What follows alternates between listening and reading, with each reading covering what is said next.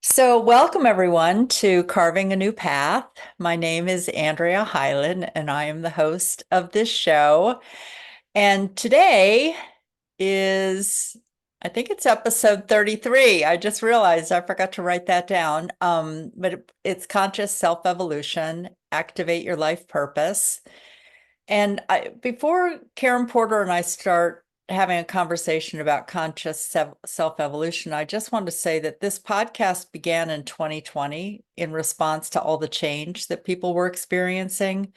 And it just kept coming up for me that we were all carving a new path. So I started inviting guests to have conversation about what it looked like when something changed in their lives and they were listening to their inner voice and then birthing new ways of being in the world. So right now, this show is more about talking about resources also that are part of this. And Karen Porter and I are doing a series of 10 shows. Today is the third show in this series. And we're going to, yes, it is number 3. And we are going to talk about conscious self-evolution and highlight some of the codes in Barbara Marx Hubbard's book, 52 Codes for Conscious Self-Evolution, that just trying to think. I mean, I know that the beta testing came out in 2006. I forget when. I could go look up when this book came out, but it's been around for I'm 18, looking up the date now. 18 years, and it was built and it was born out of 3 decades of work. 2011. Okay, 2011. That's the current edition. If you were Mhm. interested in going to Amazon and getting the current one. So, yeah, before I say something about the code of the day, Karen, do you have anything you would like to say to the listeners? Glad to be here. This is fun. This is it's sort of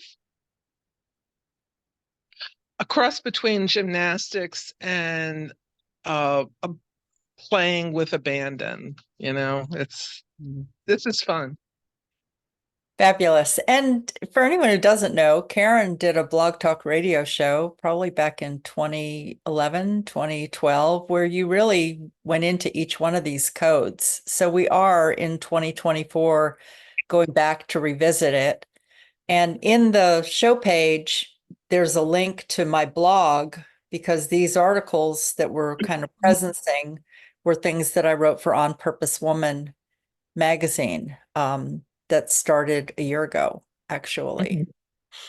So, all right, let's dive in. Code 6 is where we Ooh, are. We're not talking about all 52 codes because we're only doing 10 shows around this, but this is for now. for now. Who knows? And there's all kinds of evolutionary things, with all the transformation that's going to happen this year with things falling apart and things being built in 2024. That it's good to look at this because here's the thing: evolution is happening all the time, whether you want it to or not. So when you add consciousness to it, then you can actually listen to how you're being guided along the path. And that's why we tell stories and use examples.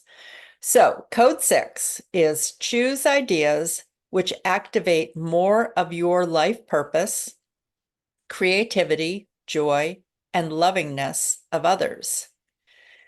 And in the article, the story that I told was another part of the Jonas Brothers. When my daughter and I went to 45 concerts one summer, we went to a total of 78 concerts in like 3 or 4 years.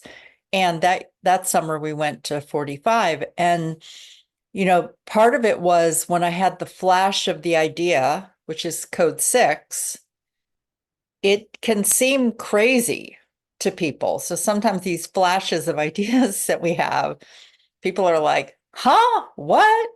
Why are you doing that? Or how are you doing? And sometimes that's actually the evolutionary impulse. Like something comes and you go, oh my gosh, that it actually makes sense to me that we would do that. And so in the article, I wrote this, how do you know if an idea you hold is true or not? So when you have that aha, how do you know? And actually, I think Barbara had those words or something close to it in this chapter. And a couple of things that she talks about at this step are one, trust your intuitive knowing. Like Mm. there's a part of you that knows when you get a flash of an idea, whether or not it is crazy for you to be doing that, you know. And then choose the thoughts that you think. So you are holding this vision of this flash of an idea. And then the universe is responsive to requests. So asking for guidance or what's the next step, being that's part of the consciousness. And then metaphysical beliefs are becoming evolutionary choices in real time.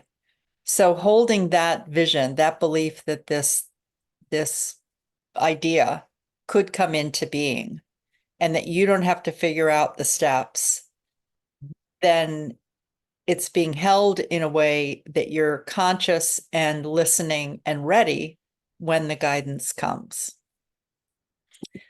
All right, so all there we go. I just stirred the pot a little bit. What's coming up for you, Karen? Oh, so much. Actually, I took some notes. So if you see me, glancing down. Sure. Yeah. Hey, I have notes too. So yeah. Oh, hey, hey, we got that in common. Uh-huh. Um, I think that the big thing for me with this one is about choice, and that it's always a choice. Hmm. And you can, you know, you can be happy or miserable. It's always a choice. You can fill your life purpose, or strive to do that, or ignore it. It's a choice. You have the power. And the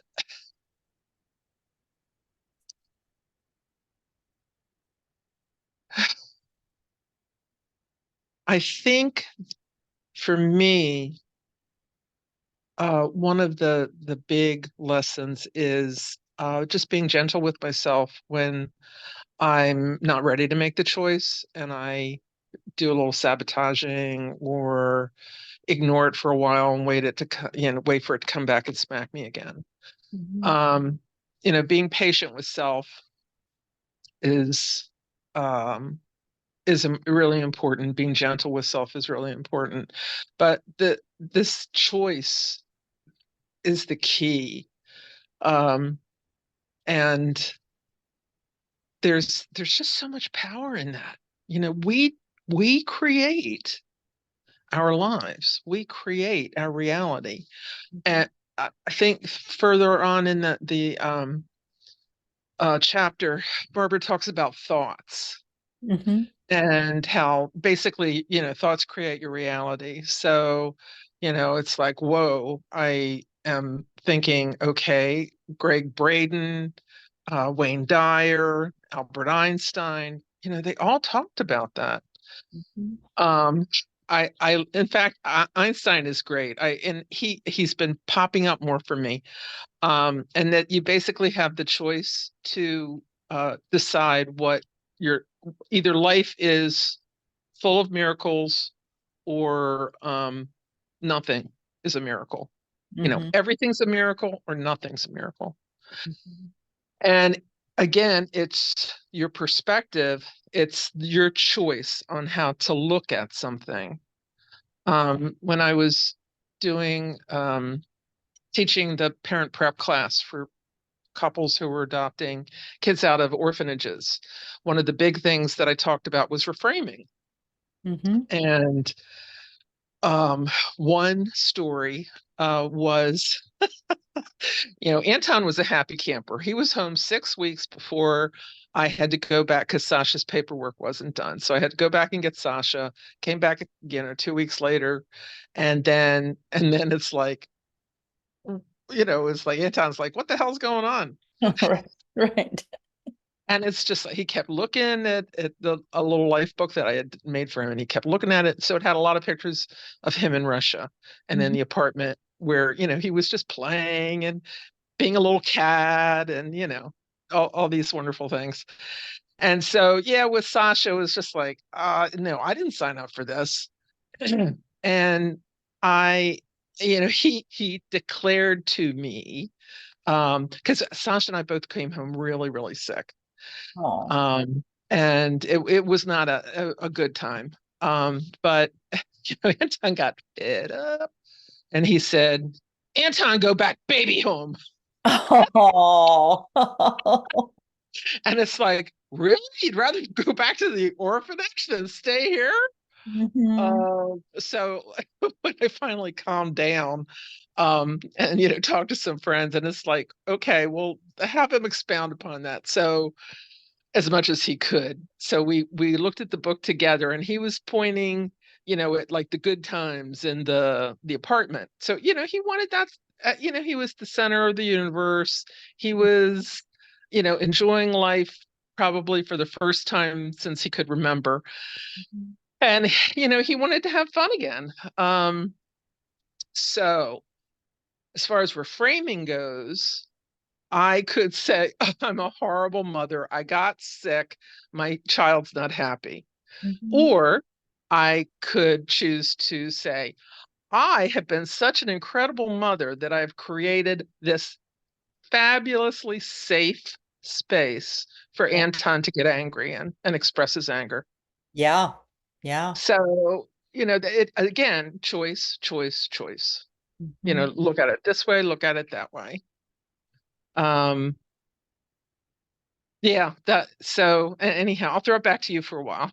Well, yeah, and one of the things that it brought up for me also was that, like, at this stage, when you've got a flash of an idea, things are starting to move forward, you can see a path, maybe the next steps, that part of it is also planting seeds by asking questions and waiting for answers to come because you don't really know what the timing is going to be, and you're on the yellow brick road at this point, and you don't know where there are going to be hurdles. You don't know what it's going to look like when the sun comes out.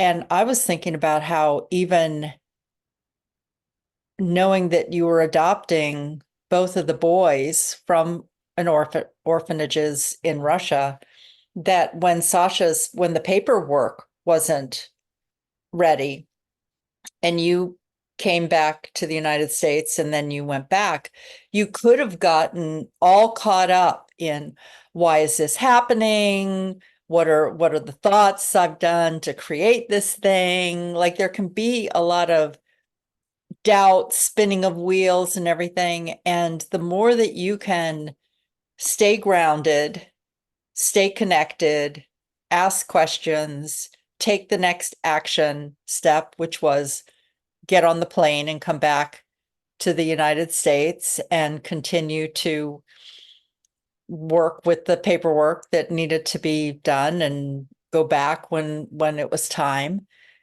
But you weren't like stuck in a spiral of, I've got to know what all the answers are next. I've got to know exactly when this is going to be happening. And I feel like that's part of being in the process of what's happening, and that can happen also, like, let's say you're a person who does vision boards and you have a vision for your life this year and you've got photos up there and things aren't happening.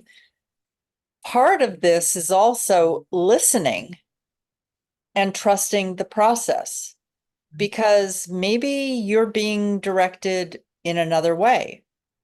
And it's like, no, but I put that up on the vision board. It's like, but listen to actually what answers are coming, because the things start to appear.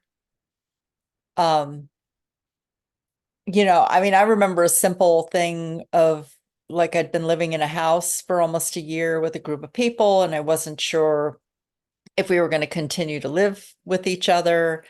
And I just got this flash one day of, um, it's time to move. And so then I was like, okay, it's time to move. Are we all moving together? Where am I moving? When is it happening? Da, da, da. And so the guidance was really go about your day to day as if you're moving. What would you need to do? And I decided to go through everything that was in my room. And I had a small storage unit. And I was like, okay, the lease is up in 2 months. If I knew I was moving, I'd really like to go through everything that's in the storage unit. And I ended up getting rid of like 8 bags of clothes and I don't know, 10 bags of or 10 boxes of paper or something. But I just started cleaning house and preparing as if I was moving. And then it was a month later, I found out that we weren't going to be able to renew our lease. And then that was the conversation, so I was ready to move at that point. I just didn't know where. So then I waited for the next set of answers to come and decided, Right. like, I had the inspiration to live on the road for a year and go visit Heal My Voice authors in different parts that led me through California and to New York and Maryland and then Sweden. Mhm. And so, so like I would not have plotted that whole thing out.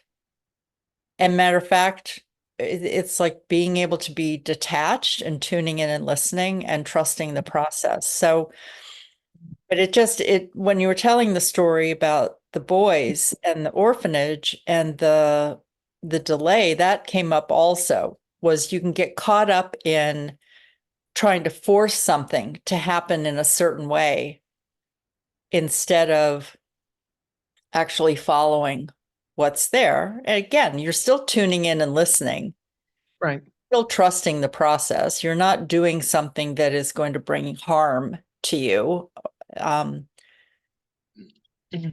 and staying connected. Yeah, following that um, n- uh, intuition or knowing. When you talked about the delay, it's like I can't. I really lost track of how many times it just was proven to me over and over again that they just needed time. Their brains needed stimulation. They just needed to catch up. Mhm. And because a concept like addition or subtraction that would be like, like I was speaking Greek to them, would like maybe a couple weeks later, like click, and everything would just fall into place. And well, it's like, of course, who didn't know that? Mhm. Yeah. So that when you were talking about taking the one step, and I was thinking, yeah, that's it. It's just like take one step, take one step, take one step. And then sometimes those steps are going to take you on like the staircase in Hogwarts that Mhm. like Right. changes direction, you know. So Oh, you didn't know by taking that one step you were going to be end up in Sweden, right. by going through the storage unit, yeah, and you didn't know, and yeah. So, but trusting that, yeah, this is one step. I feel good about this step, or I feel maybe I could do a different kind of step, or maybe I need to sidestep. Mhm. Um, but yeah, the one step at a time is again a choice. Mhm. You choose. Yeah, the thoughts are things, and basically your thoughts create your reality for you. Just kept coming up when I was thinking about this code, and how uh you do create, by your beliefs you create your reality. Wayne Dyer wrote a book, "Believing is Seeing," or you'll see it when you believe it, Mhm. not the other way around. Mhm. Um, and it's there. Talk about your brick walls. I tried to work that Wayne Dyer magic with my dad. because he was just a really sad guy in the final years of his life. But he was said, yeah, I have one of those 5 days headaches. I always get a 5 day headache, and it's, my life's going to be miserable for the next 5 days, basically, was the subtext. And it's like, Dad, why don't you start telling yourself you have a 2 day headache? Right. Yeah, Well, like powerful. that's just ridiculous. Look at how powerful he was. He believed that so strongly, and then That's there it right. was, manifest Hmm. time and time again. Exactly. Exactly. Yeah, I know, it's crazy. Well, I feel Oh, the go other ahead. thing Yeah. that uh another thing that Einstein said is, I must be willing to give up what I am in order to become what I will be. Isn't Hmm. that cool? Yeah. It's like Yeah. making room for the new. Yeah, I don't, uh, the story that you tell about yourself, Mhm. you don't have to tell it anymore. Mhm. Tell a different story. Mhm. Yes, just call me your majesty. Mhm. Um, so on with it. Yeah. It's crazy. Yeah. Well, and it also is, uh, when I'll just stay on the living house free. It it's been 9, almost 10 years now that that's been happening, and it's looked differently. I mean, you could say actually that I have 3 home bases, one in Seattle with you and David, one in Mhm. Los Angeles where one of my daughters is, and that I either do pet sitting or stay in an Airbnb when I'm here. My mailbox is here, my small storage unit is here. And then one now that one of my daughters has a home with a room for me in her home, and I have one, almost 2 grandchildren in that particular home. I'll actually have 4 grandchildren by July.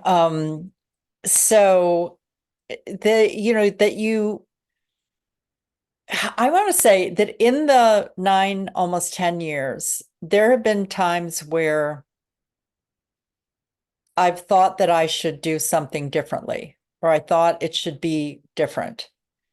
And yet each time that I really tuned in and listened, because I know that there was a point where I thought, you know what, I'm really ready to have my own place. And I started to question, is that really true? And so what I did was I signed up for 3 trusted house sitting gigs that were in different parts of Los Angeles, and that they were all like 5 to 7 days. And so it meant that I would arrive, I'd get settled, I'd get to know the pet, I'd figure out where the grocery store was, I'd set up my office since I do all these online things, I'd set up my office. And then it'd be like, okay, I fully live there. And then boom, switch to the next place. And it's like take buses, Ubers across the city, learn a whole new routine, new animal, new home. And then after doing that, on the third time, I was standing at a light. And again, I was just tuning in. Like, am I looking at different parts of LA that I'd like to live in? I'm not really sure why I'm being guided to all these things, but it feels right. It feels like the next step in the evolution. And then I was standing at the light, and all of a sudden I was like, I don't want to get my own place right now. What I wanted was to go someplace where I could bring like 3 suitcases full of my stuff and fully unpack and just spend the time with an animal or two and live in that one place and go through things and enjoy some of my physical tchotchke things that I still had, to set up my life that way. And so then I got on Trusted House Sitters, and I found one right next to the Washington Arboretum. So it was in a part of Seattle that I hadn't really explored and wanted to. I knew you and David were there close. And so it was like, oh, I have my friends and family here. I have my own place. My mother came out to visit.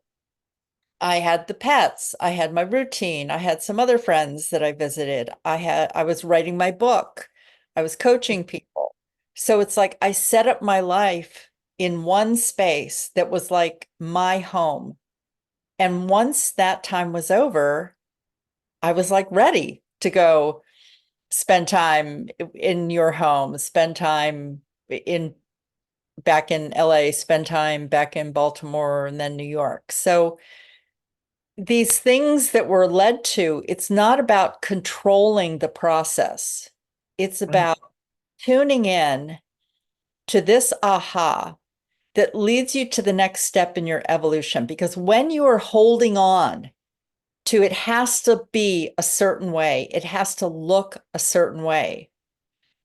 Part of my thinking I need to have my own place is because that's normal that people do that, especially Right. now that I'm 67. It's like, no, you're supposed to have that one place. And maybe someday I will, and it will make sense. Right now, I'm going back to places that I really love and feeling anchored. And then, so that was the other thing at this step is that you want to have practices that help you stay grounded. Right. That can be meditation, walking in nature, knitting, journal writing, Mhm. chanting, you know, Mhm. and groundedness can also be the day-to-day things like cooking, washing dishes, taking a shower, just staying tuned in and living your life. Right. Yeah. So any thoughts Hmm. Yeah, I'm about just gonna breathe that in for a yeah, while. Yeah. Yeah. Yeah. Yeah, I'm gonna jump back into Einstein. sure. Okay. Inspiration is everything. It is the preview of life's coming attractions. Wait, read that again. Okay. Inspiration, or no, imagination. It's my handwriting. Mhm. Imagination is everything. It is the preview of life's coming attractions. Mm. Again, thoughts become things. Hmm. You imagine something and it happens. And an idea pops in that Uh-huh. you didn't even think about.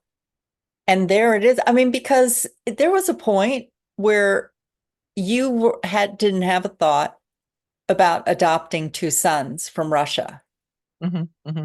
Something popped in to that. I don't know. Maybe you had it. I would imagine from our conversations that it wasn't something like you put it up on your vision board for it to happen.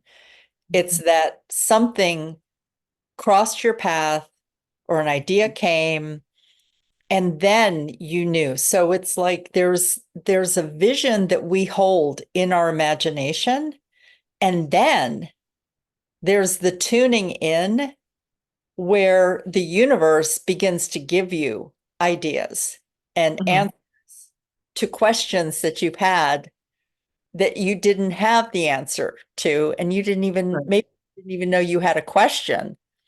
Right.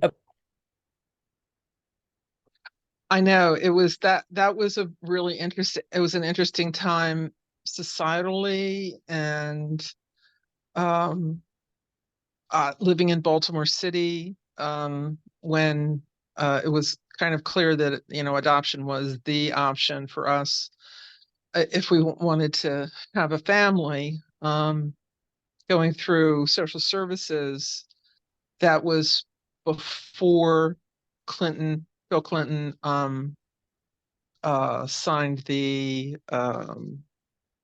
bill about that allowing and or that you could not exclude someone from being a parent racially. Mm, And before that, uh, social workers, the whole social work system was for placing like child with mm, like parents. I remember the conversation, and it's like, biracial child is fine. Mhm. A totally different race child is fine. And then they say, oh, well, a black baby will never be placed in your home. And I said, well, what about an, a, one, a mixed baby, a baby that has one white parent? We'll find a biracial couple to place that child in. Yeah. So we had you started the private adoption route and signed up with Catholic Charities for our home study, and they, put out a call, and remember the headline, looking for pioneers, Mhm. because this Russia program was going to be opening. So Mm. we went and to the talk, and okay, sounded good, signed up. Mhm. And in our there were a couple home study groups, and I was the first parent to go. So yeah, that was seeking pioneers. Interesting, isn't it? One foot in front of the other.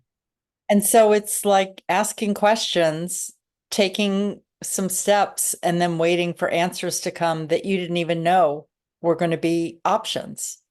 Right, exactly. Exactly. Because that Russia wasn't open when Right. we first started looking to Yeah. adopt. So yeah, who knew? But again, it's you take the step, you take the step, you take the step without worrying about where you're going to end up, and Sure. just knowing that, yeah, this is a good step to take. Mhm.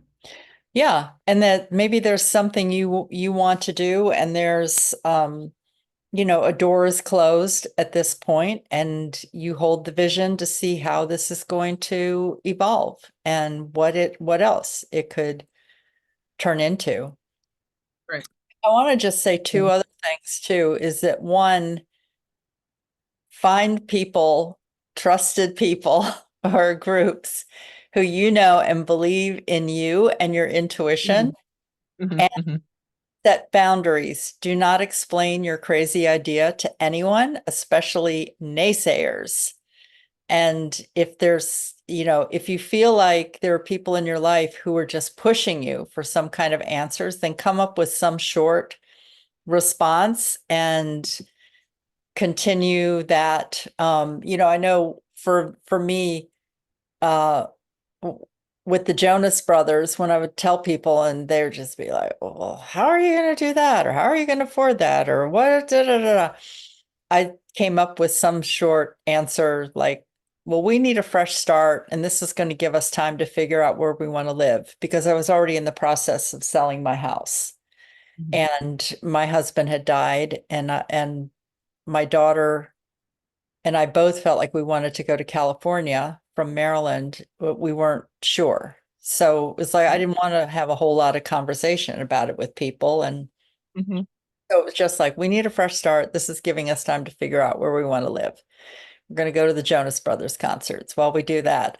And if somebody persisted, be like, that's all I know right now. So don't debate or waste your Right. precious life force energy on trying to explain things to people who either don't understand Right. the the whole conscious self-evolution type of a Right.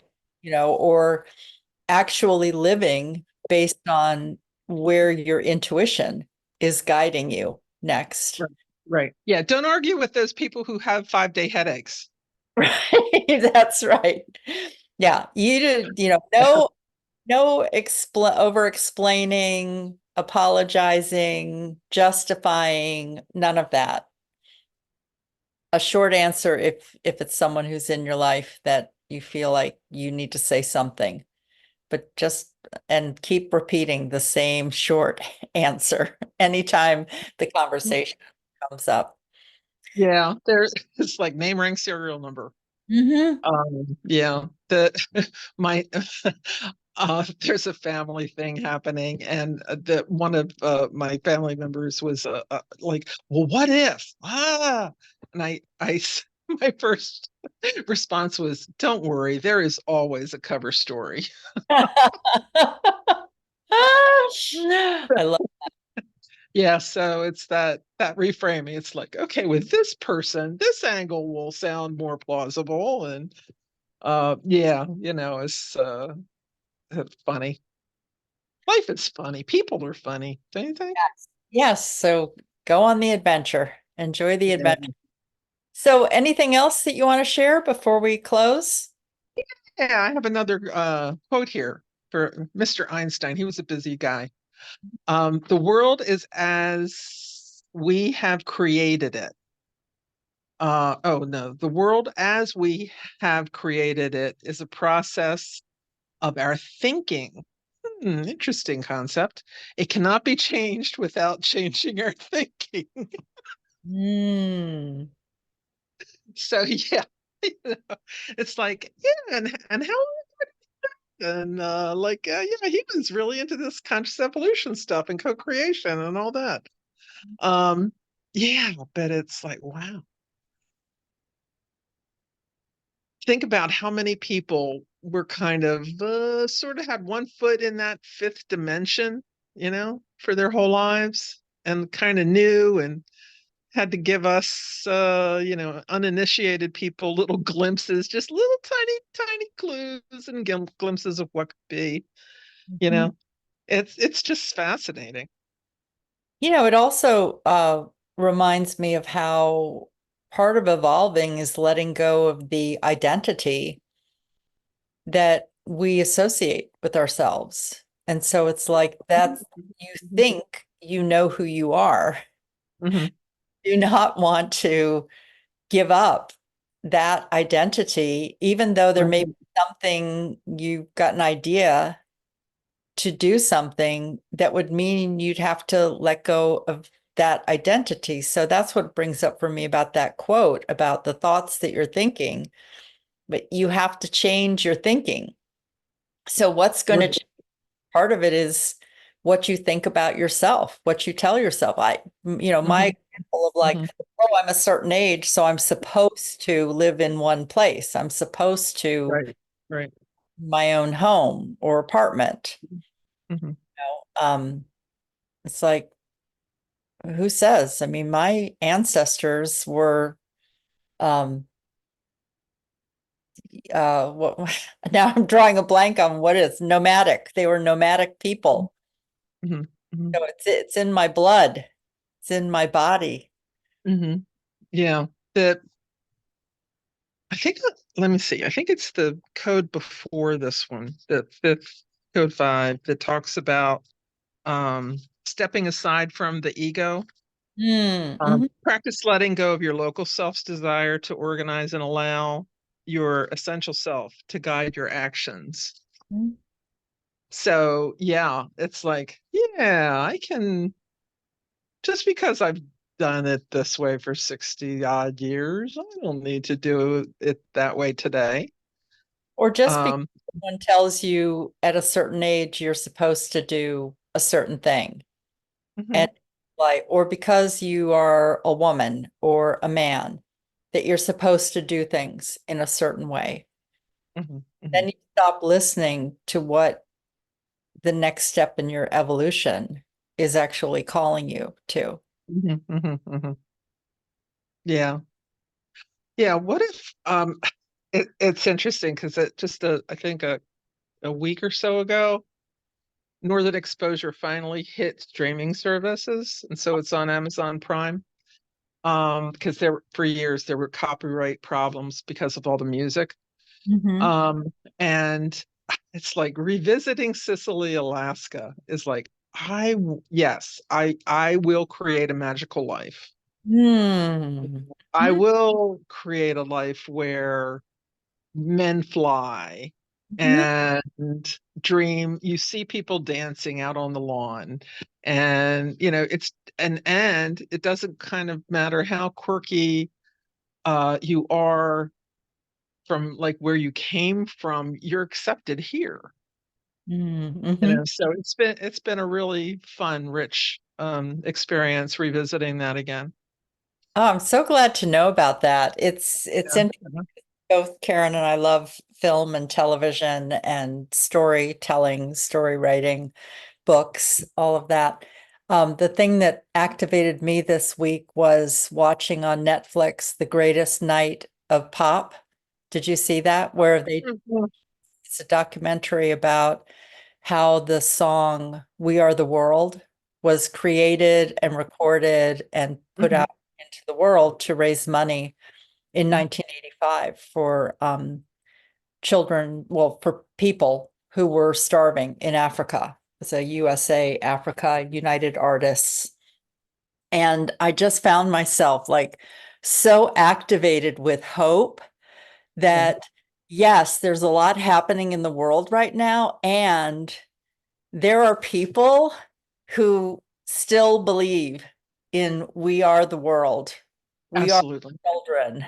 Mhm. It's like we're here to give, to help each other, that Mhm. we not only believe it, but we've lived our lives with that as Mhm. the focus of Yeah. whether it's volunteering or creating programs and coaching or praying, whatever it is, we've lived that, we believe that. So these things that then activate us to remember, Right.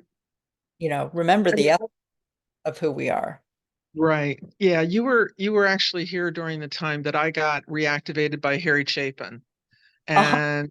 and saw the documentary about him and was just like re-blown away because I was such a fan. Um, Back in I guess my early 20s, went every year Merriweather Post Pavilion. Yeah, Mhm. I was there. I was there. I was there. Um, but the the I think it's the title of the documentary, but the one thing he always said was, "When in doubt, do something. Yeah. Just Yeah. do something." And that's a really good message to and maybe we'll end with that unless there's something else you want to share.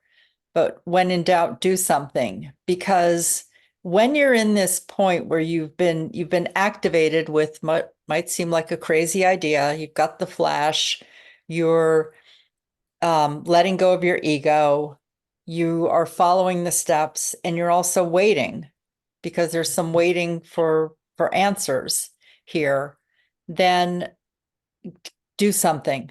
And it Mhm. doesn't even have to make sense of how it's Right. connected Yeah. with this, because Mhm. I actually believe it will be connected, even if you don't realize whether Right. it's a matter of getting your body in motion or um, looking out at nature. There's like a squirrel in my window right now. It's like reminding me, yes, that the activity, just connecting. Right. Um, yeah. So any last words as we close? No, I think that's a good place to end today's discussion. All right. And just to let everyone know that next week, we're actually going to do the next code, which is code 7, release Mhm. your local mind's constant scanning for what needs to be done. So we were just giving you a little preview on that one because these are all interconnected. So anyway, Karen, thank you. Thanks for the conversation. It's really fun to revisit this material with you and bring it in, bring it Yeah. in or during this year. And thanks to all the listeners who've been here and follow those crazy ideas, those flash of ideas. Those And magical ideas. those magical ideas. You too can create a magical world. And, Right. post in the comments here about ways that you're noticing these codes showing up in your life also. And click like on the channel so that you get notifications for the other shows that are coming. All right. Thanks, everyone. Thanks, Karen. Thank you. See you next time. All right. Yes, we will be here.